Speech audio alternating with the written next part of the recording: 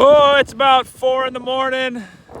It's been snowing since about 10 o'clock last night. Got about 8 inches on the ground. 40 to 50 mile an hour winds. Who's on site? We're on site. We got a volleyball tournament starting in about 3 hours. They'll be able to park all day, but I don't know if they'll be able to get here. 20-minute drive from my house to here is a normal time. It took me over an hour. But we'll get her done. Money falling from the sky. April 1st, April Fool's on us. But that's what it's like out here in Minnesota.